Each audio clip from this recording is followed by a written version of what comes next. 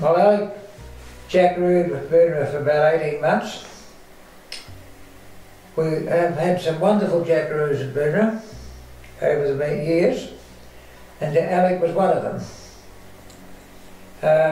I probably worked Alec, taught Alec to work a bit hard at times, or we asked him to work a bit hard at times.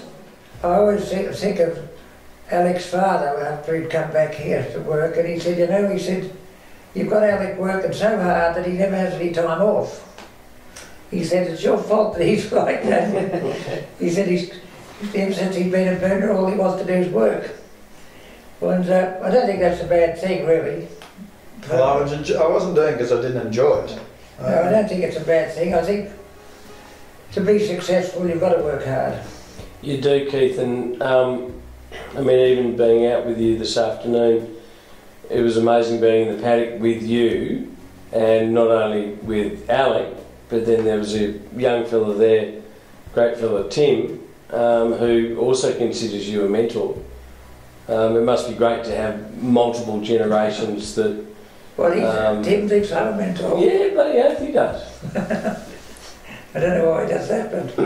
He appreciates it. Look, like anything, when you're doing a job, you know, we don't all have the answers when we get problems, and there's nothing like experience, and there's nothing like the person who's prepared to share their knowledge, and you know, you keep. You know, a lot of times that's you do put a lot of hard work into those jackaroos. You kick their butts. I mean, you got a lot of mileage out of us, but we learnt a lot. And you know, there's not many places where people will really teach you how to be a stockman. Well, Peg got on very well with my wife. Got on very well with the jackaroos. She loved them, I'd say. You know, but she sort of enjoyed their company. And she died last July, but a lot of them came back to the funeral, which was very nice. I felt very touched over that.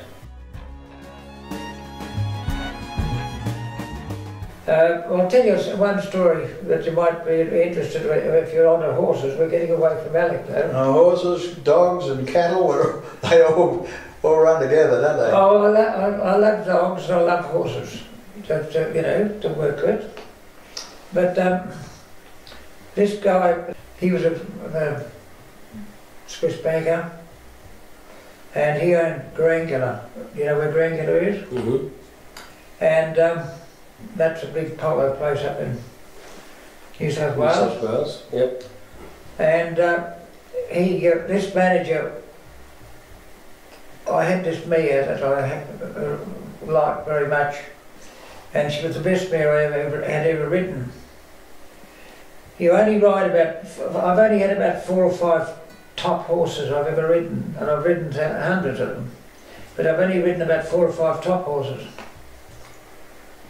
And he always wanted to buy her. And I said, oh no, I don't want to really sell her. So I had another one for him, and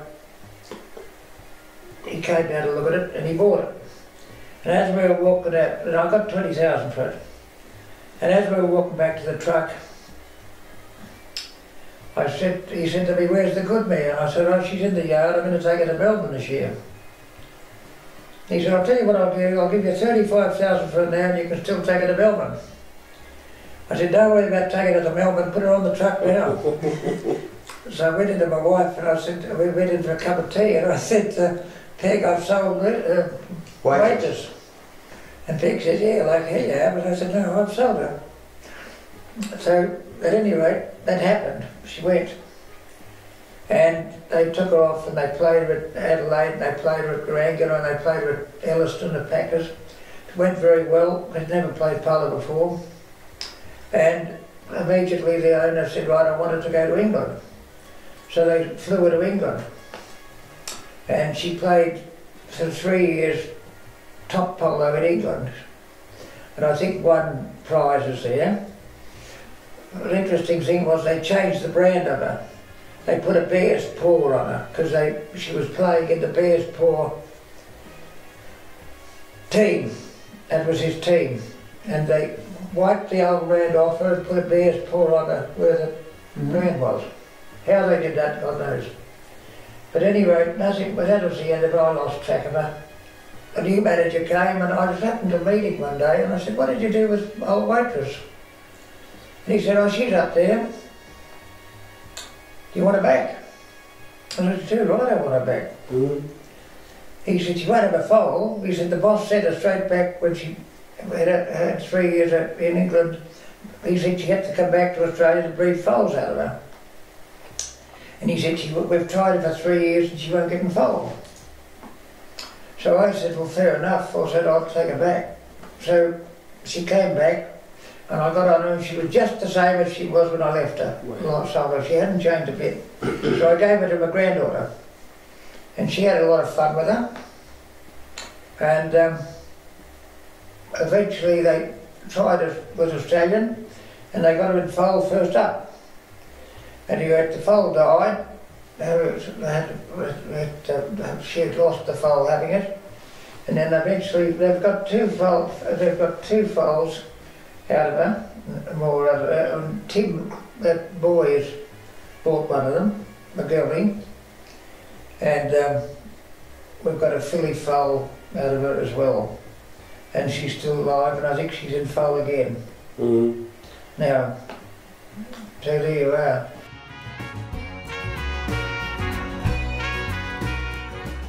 Keith, how do you feel with the cattle industry today? Have the changes that have been made, has it been for the better? I think they have. The prices are a lot better. That's we sold steers at Terang once for £35. And I always remember the manager that I was working under at that stage said to me, you'll never see that again, Keith. You know, we topped the market and we sold Hereford steers for £35. And well, that's how much it's changed, isn't it?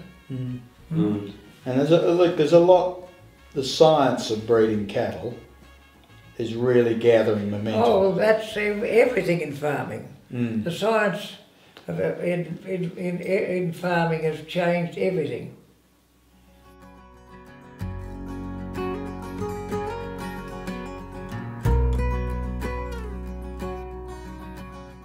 What are some of the attributes in cattle that you like? Well, I like long cattle because that is weight into my book. And I like to see quality and colour, you know what I mean? Good quality. Lift on the head, I like to see the head up in the air. And then your figures do a lot of other stuff, don't they? I mean, quite a few times Keith and I have been talking about this, and I know Dick Whale, who works with us, is very much this way too, is you want to have, look for the type of cattle you want, the structure and athleticism, the constitution and the capacity in the cattle. And if they've got all that, if they're the right type of cattle and put together the right way, then you can start looking at data and looking at pedigrees to see if they're a proven and reliable pedigree. I think pedigree is a very important part of it. I know Burner, we had some great sire lines from South Brook and so forth who bred very well for Burner. And if you've got a sire that's working well for you and a pedigree that's working well for you, and they're the right type, and they've got drop down gorgeous numbers, then that's what you're after. But you've got to get the right type of animal first. Well, the figures have made a wonderful improvement in everything, haven't they? Whether they're sheep or cattle. And they're getting better all the time. You can just about get on figures on anything. I think my grandson's even doing it on dag, on the rams. You know what I mean? Really? I think he's sort of taking out figures on that. But there's no doubt about it, the figures have helped us terrifically to get to where we got to. But they don't, there's a few things that they don't sort of cover, and that's structure, conformation and type. And temperament. And temperament. Yeah. No, well, that's what they don't do, but everything else they're covering. And that's a great help. And the reason why figures and performance data has become really usable is the advent of the computer. You know, if you had to do things manually with data, you'd never be able to sort it out. No, you wouldn't. But if you've got a computer that can say, right, tell me what all the uranium calves have done, and up it'll come. And you know, you've got that computer ability to sort and decipher data, which has made it all possible. I think those bulls we saw tonight, you wouldn't see a lot of bulls anywhere. Bulls, 1.5-year-old bulls. Yeah. I don't think you'd see any better anywhere. No, I agree with you. Tonight was magnificent being out there amongst those cattle, and you know, it was just great to see cattle of that age exhibiting, you know, the attributes that you want to see in the steers that you're going to produce, really. 50 years ago, when you were looking at cattle out in the paddock and saying, I like that bull, or I like that bull, in comparison to today, how has that changed? Has it a big change, or for you is it still the same? Yeah, well, I suppose it has changed. I think that when we bought Southbrook and Urquhart Park bulls, I think they did have figures on it. And naturally, we looked at the bulls first, and then we looked at the figures. And usually the figures would correlate, don't they? Well, usually, if you like the look of a bull, he has pretty good figures. As I said earlier, Alec, I mean, you've been an early adopter of technology and, you know, scientific, you know, tools to measure your animals, which I think is fantastic. You've had pretty amazing success in your feedlot. Yeah. Like, you know, with Ranges Valley and... Yeah, well, Ranges Valley are a great company and have been long-standing clients of ours, and we have had good data. You know, it's not every animal we turn out's brilliant, but in general, I'd say on average we're significantly above feedlot average for performance on gain and carcass quality. And ranges are obviously, you know, they won't keep coming back and wanting to buy and feed your cattle if they're not making money out of them, and you know, they've been pleased.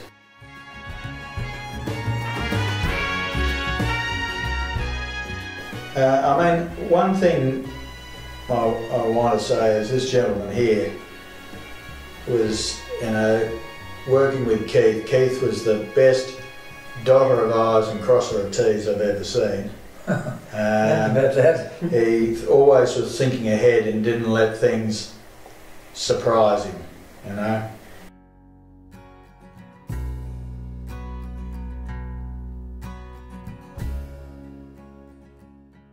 So Keith, tell me, how hard was it to control Alec as a young gun? Was he, you know, was he a shit of a kid, or was he good? No, he was good.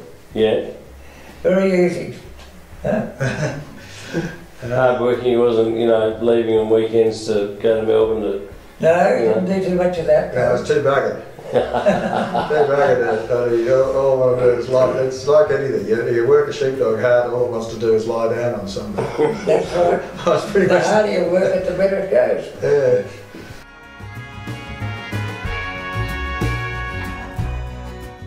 Things must have changed a lot for you, where, you know, these days we've got, you know, websites and Facebook pages and videos.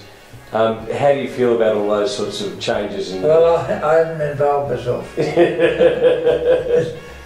No, I haven't involved myself with that sort of stuff at all. Yeah, but do you like it? Oh yeah, I think it's good. Yeah, it's good. Yes, that must be good. Yeah, it must help.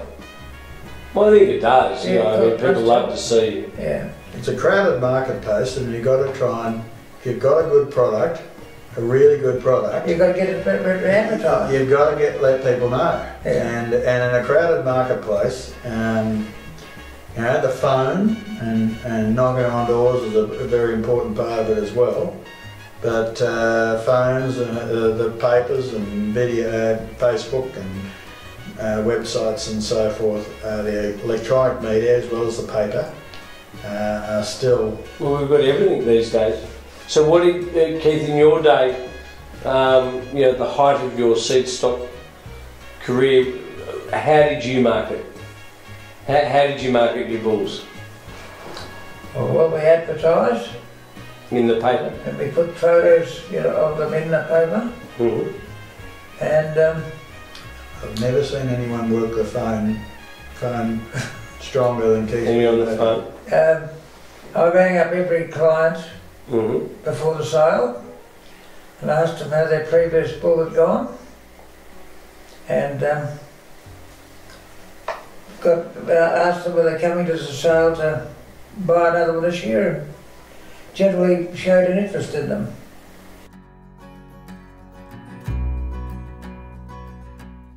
When we were doing the Hereford bull job at Boonah, we left no stone unturned. We were leading bulls, feeding bulls. No, we didn't know. I own bulls and stuff. And when but you're not leaving too many stones unturned here. No, but when you made, no, I know that. But when you decided that you wanted to get out of the seed stock program, you wanted it to be less demanding on. Well, I couldn't handle it. My daughter Helen did a lot of the bookwork in it. There was a lot of bookwork in it. Mm.